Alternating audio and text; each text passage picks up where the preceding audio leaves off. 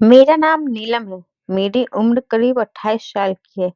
मैं अपने पति विमल के साथ एक बड़े शहर में रहती हूँ। मेरे पति अच्छी नौकरी करते हैं। नौकरी करते अभी उन्हें 2 साल ही हुए हैं।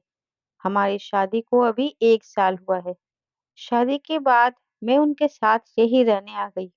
उन्होंने एक अच्छी सोसाइटी में एक किराए का मकान लिया है। पास में कई बड़े-बड़े घर हैं। यहाँ रहना एक अलग सी बात लग रही है। मेरे पति सुबह ऑफिस चले जाते हैं। मैं घर पर अकेली रहती हूँ, तो बहुत अकेला महसूस होता है, क्योंकि मैं एक जॉइंट फैमिली में पली बड़ी हूँ। और दूसरा ये भी कि मैं शादी से पहले जॉब करती थी, इसलिए अब घर में अकेले रहना बहुत बोर सा लगता है। इसलिए मैंने सोचा कि शादी को अब 1 साल हो गए हैं, तो अब मैं भी जॉब वापस करती हूँ। हालांकि विमल इसके लिए मना करते थे, कहते थे कि वो अच्छा कमाते हैं, क्या ज़रूरत है? लेकिन फिर भी मैंने जॉब जॉइन कर लिया। जॉब के साथ घर का काम करने में थोड़ी परेशानी हो रही थी, इसलिए मैंने सोचा कि घर में काम करने के लिए एक नौकरानी रख लेती हूँ। लेकिन बड़े शहरों में अच्छा काम करने वाली का मिलना ज़्यादा मुश्किल होता है और इतनी जल्दी किसी पर विश्वास किया भी नहीं जा सकता। हमारे सोसाइटी में कई घरों में काम करने वाली आती थी। सोसाइटी में मैंने तलाश की और आसपास के घरों में काम करने वाली से मैंने बात की, लेकिन कोई भी अब और ज़्यादा काम लेना नहीं चाहता था। इसलिए अभी सभी ने मुझे मना कर दिया। मैंने यह बात विमल को बताई और उन्हें ही कोई काम करने वाली को ढूंढने को कहा। तो विमल ने कहा कि ठीक है, मैं कुछ करता हूँ।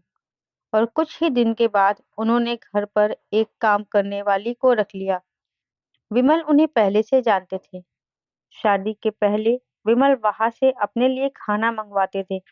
उनका नाम सावित्री था। वो 43 साल की होगी। मुझे तो जैसे कि सुकून मिल गया हो। अब मैं अपनी जॉब आराम से कर सकती थी। सुबह और शाम को खाना बनाने का कोई झंझट नहीं था। घर में कोई काम करने वाला जो आ गया था, वो बड़ा अच्छा खाना बनाती थी। विमल तो पहले भी उनका बना खाना खाते थे, तो उन्हें तो पता था, इसलिए वो उन्हें लेकर आए थे।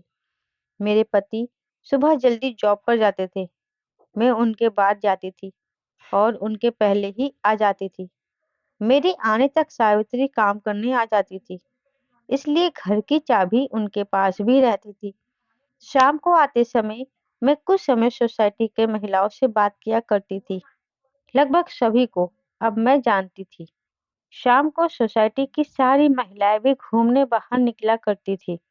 ऐसे ही एक दिन जब मैं उन सब से बात कर रही थी, तब एक खबर मुझे पता चली।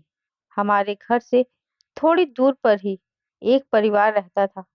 बड़ा रईस था। उनका वो खुद का घर था। उस घर में काम करने वाली एक लड़की करीब 17 साल की सुबह से घर पर नहीं थी। वो लड़की उनके घर का काम करने के साथ वहां रहती थी।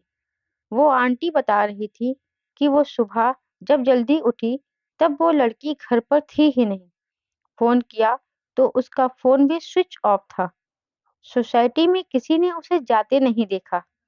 वो आंटी कहने लगी कि घर देखना होगा, क्या पता कुछ लेकर गई तो नहीं। लड़की तो अच्छी थी, लेकिन आजकल कब कोई बदल जाए इसका पता कहाँ चलता है। उस लड़की को मैं भी मिली थी। अच्छी लड़की है, बात तो अच्छे से करती थी। इतना ज्यादा मैं उसे जानती नहीं हूँ। शाम की सारी बातें और घूमने के बाद मैं घर आई। विमल मेरे आने के कुछ घंटों बाद आते थे, लेकिन आज मैंने उनकी गाड़ी घर के बाहर देखी। वो इतनी जल्दी आज कैसे आ गए? यही सोचते हुए मैं दरवाजे की ओर जा रही थी। दरवाजा मैंने अपनी चाबी से खोला, लेकिन वो नहीं खुला, क्योंकि उसे अंदर से बंद किया था। मैंने डोरबेल बजाई, लेकिन कुछ देर खड़ी रहने के बाद भी दरवाजा नहीं खुला। थोड़ी देर बाद वो आए और उन्होंने दरवाजा खोला। विमल ने कहा कि तुम आ गई। उनके चेहरे पर एक अजीब सा डर था। मैंने पूछा, क्या हुआ? इतने डरे हुए क्यों लग रहे हो? वो बोले, कुछ नहीं, मैं नहा रहा था। दरवाजा मैंने अंदर से बंद कर दिया। आवाज नहीं सुनाई दी थी। उनकी बात सुनकर मैं अपने बेडरूम में चली गई।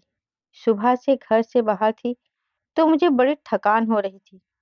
बेडरूम का दरवाजा बंद करना मैं भूल गई तो हवा से इधर-उधर हो रहा था। जब दरवाजा खुला होता है तो मेरे बेडरूम के मिरर से हमारे हॉल का बाथरूम दिखाई देता है।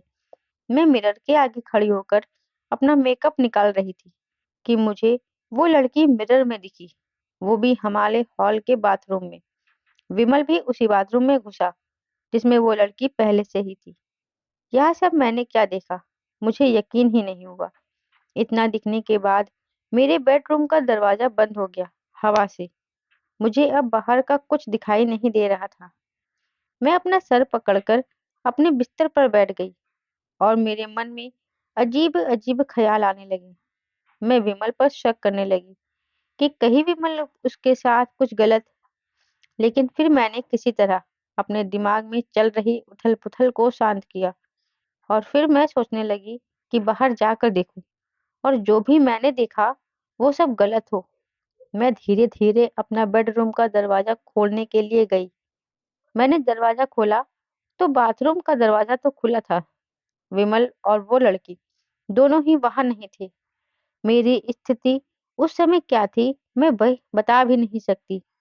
मैं यह सोच रही थी कि विमल उस लड़की को कैसे जानता है। वो लड़की जब मैं यहाँ नहीं था तब विमल के साथ क्या कर रही थी और अब विमल उसे लेकर कहाँ गया है। मैंने सोचा कि मैं विमल को फोन करूं। मैंने उसी समय फोन किया। विमल ने कुछ देर बाद फोन उठाया और मेरे कुछ पूछने के पहले ही विमल ने कहा कि मुझे कुछ काम आ गया है, बस थोड़ी देर में आता हूँ। इतना कहकर विमल ने फोन काट दिया। वो मुझसे झूठ बोल रहा था। आखिर ऐसा क्या कर रहा था जो उसे मुझसे झूठ बोलना पड़ रहा था। मैं अपने आंसू रोक रही थी, अपने दिल को समझा रही थी कि विमल से बैठकर एक बात कर लूं। अभी से कुछ भी मत सोच, शायद कुछ और बात होगी। लेकिन फिर यही ख्याल आता कि आईने में मैंने उसे देखा। थोड़ी देर बाद हमारी काम वाली सावित्री भी आ गई। उसने मुझे इस तरह चिंता में देखा तो पूछा कि मैडम क्या हुआ। मैंने उसे कुछ नहीं कहा और अपने कमरे में चली गई। विमल करीब 2 घंटे बाद घर आए। उनकी शक्लें देखने पर मुझे गुस्सा आ रहा था। मैंने पूछा कि कहाँ गए थे। वो बोले ऐसे ही कुछ काम आ गया था। वो फिर मुझसे झूठ बोल रहा था। मुझे बहुत गुस्सा आ रहा था लेकिन मैंने अपने गुस्से पर काबू किया क्योंकि घर में सावित्री थी। मैं नहीं चाहती थी कि यह बात बाहर जाए। मैंने सोचा कि रात में इस बारे में विमल से बात करूंगी।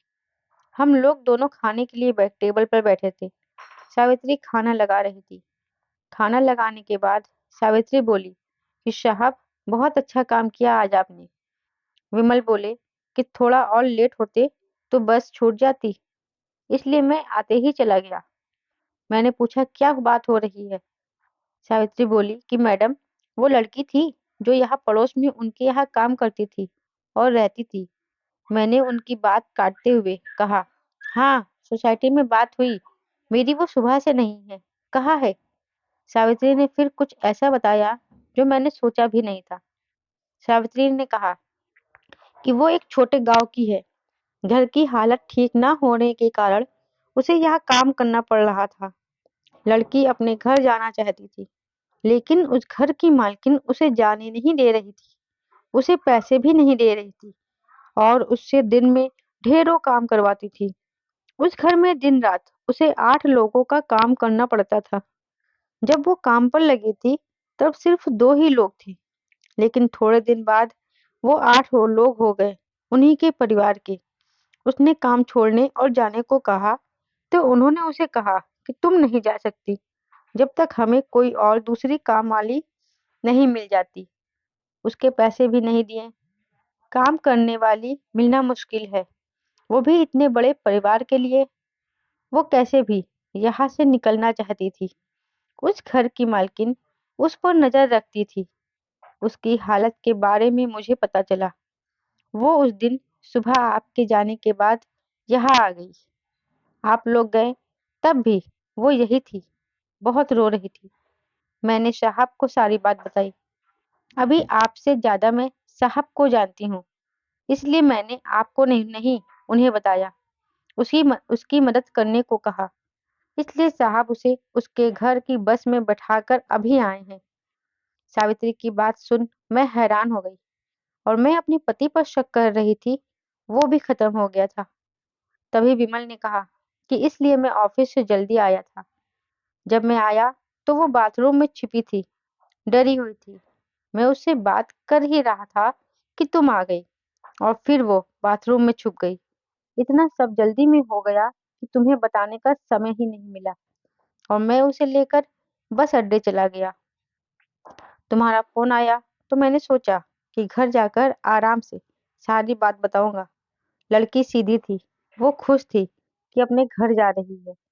सावित्री और विमल की बात सुन मुझे यकीन नहीं हुआ। सावित्री ने कहा कि बाहर छोटे शहर से काम करने वाले जो आते हैं वो भी इंसान होते हैं। यह बड़े लोग कब समझेंगे। अपने स्वार्थ के लिए उसे रख रखा था। उसकी बात सोचने लायक थी। इसी के साथ ही मेरे दिल ने एक तसल्ली भरी सांस भी ली। मैंने मेरे पति को कितना गलत समझा। उसने एक सीधी लड़की की मदद की। मैंने सावित्री को कहा कि अगर अब कभी भी तुम्हें ऐसा कोई और दिखाई दे तो तुम मुझे भी बेफिक्र होकर कह सकती हो। हम इंसान हैं, सभी अपना जीवन अपने हिसाब से जीने का हक रखते हैं।